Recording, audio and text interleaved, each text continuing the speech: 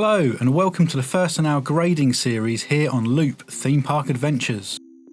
In this series we look at 5 key sets of criteria that impact on your theme park experience and give each of them a grade from A+ to F-, followed by an overall grade at the end. Today we're looking at Thorpe Park in Chertsey, England. This is based on our visit on Monday the 6th of July 2020. Thorpe Park is headlined by its Big 5 roller coasters, which comprise of Colossus, a 10 inversion coaster by Intamin, which was a world first when it opened in 2002. Nemesis Inferno, a B&M invert famed for its interlocking corkscrews and pre-lift hill section that sweeps through the volcano. Stealth, an Intamin accelerator coaster that launches from 0 to 80 miles an hour in under 2 seconds. Saw the Ride, a Gerstlauer Eurofighter with a custom layout that's themed to the popular Saw horror film franchise. And The Swarm, a B&M wing coaster that glides through a post-apocalyptic landscape following an alien invasion. Their thrill coaster lineup is backed up by a selection of flat rides which includes Samurai, a Mondale Topscan, Rush, an S&S Screaming Swing, Detonator, a Fabry Drop Tower, and Vortex, a KMG Afterburner, amongst others. They have a selection of water rides that features Tidal Wave, Roomba Rapids and Storm Surge, as well as their most recent big investment, Darren Brown's Ghost Train, a virtual reality dark ride, and Walking Dead the Ride, an indoor Vekoma family thrill coaster formerly known as X. Their family ride lineup is fairly limited, with Flying Fish being the only roller coaster suitable for younger guests, and Old Town, Angry Birds Land and The Jungle being the only sections of the park suitable for children and featuring a fairly limited number of attractions, such as a banana boat, Dodgems and the Angry Birds 4D Theatre. Thorpe is a park that has spent its previous decade or so primarily catering for the thrill-seeker market. Rides and Attractions gets a B- grade. For the size of the park, it's a solid ride lineup, however there have been no major roller coaster investments in over 8 years, which is a bone of contention for many Thorpe Park fans. Thorpe Park is in a unique setting in that the island, like no other, isn't just marketing spiel, it literally is an island. A landfill site on a former gravel pit that was flooded by its previous owners in the 1970s in preparation for water sport tournaments. Many of the areas are reasonably well themed, particularly Swarm Island with its dystopian feel that includes airplane wreckage and damaged emergency vehicles, with the ride station itself being a burnt-out church. The areas at Thorpe Park blend together, which can be a little jarring. One minute you're in a 50s themed speedway, and the next you're stood next to a volcano, then turn a corner and you're in Angry Birds Land. But at least some effort has been made to give unique themes to each of the major attractions, with all of the major coasters, Darren Brown's Ghost Train and Tidal Wave all having very distinct themes. Visiting 3 days into the season as I did, everything was clean and tidy, and as per the norm now, hand sanitizer stations are everywhere and social distancing markers are found in all queue lines. It's difficult to gauge atmosphere in a social distancing era, as people make up a big part of that, and with many rides unable to operate in the current conditions, there are much fewer screams of fear and joy soundtracking your visit. Thorpe have been criticised in the past for playing pop music at the entrance and in some queue lines, but I'm pleased to say that this was not the case this year, with all major rides featuring their own soundtracks and a selection of these being looped in the entrance plaza. This plays a big part in creating the sensation of escapism at a theme park. Giving this a C+. Thorpe is not the most extensively themed park in the world, but when they do go to town they can produce impressive results. Being a fairly small park, the areas do bleed into each other rather than feeling distinct, and some poor decisions in the past, like the placement of Storm Surge, bring the grade down a touch. 2020 being the year that it is, has put a different focus on operations and how parks cope with the challenges presented by social distancing, frequent ride clean downs and guest safety.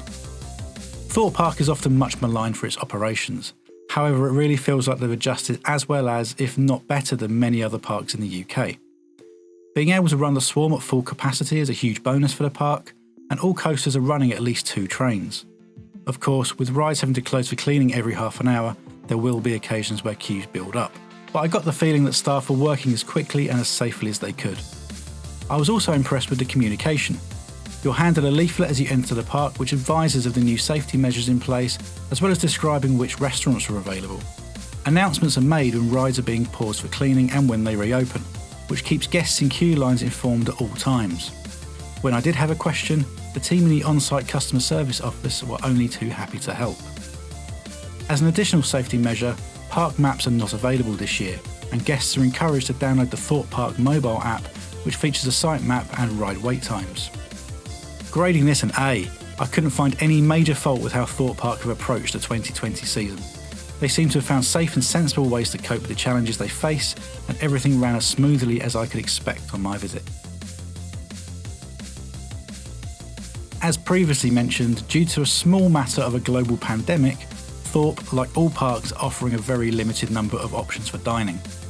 Infinity Bar and Kitchen is new for 2020, and this is where I chose to go for lunch, and unfortunately I don't have many positive things to say.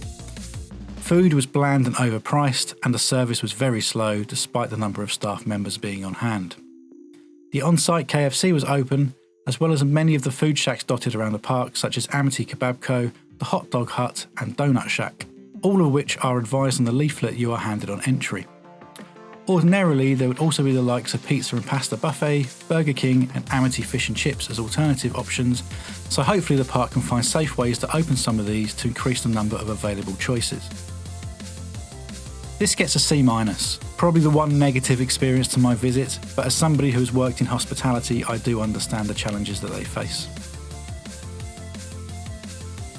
If you book online in advance, you'll pay £39 for a standard day ticket, which rises to £55 if you book the day prior. Car parking is £8 on site or £7 if you book in advance, with season passes starting at £55.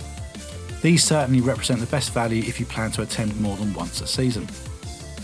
Thorpe Park and Merlin annual pass holders are required to pre-book online at a cost of £1. No tickets are presently available on the gate. Currently, a number of attractions are not operating, and I'd hope to see the likes of Rumba Rapids and perhaps even Rush reopen before the end of the season. On site, prices are largely what you'd expect from a theme park, with food often being underwhelming and overpriced. Ride photos are priced at £10 each, although there are DigiPass options available as well, which you cannot currently pre-book online. Merchandise-wise, clothing is priced similarly to what you would expect on the high street, if not a few pounds more, with resin starting at £9.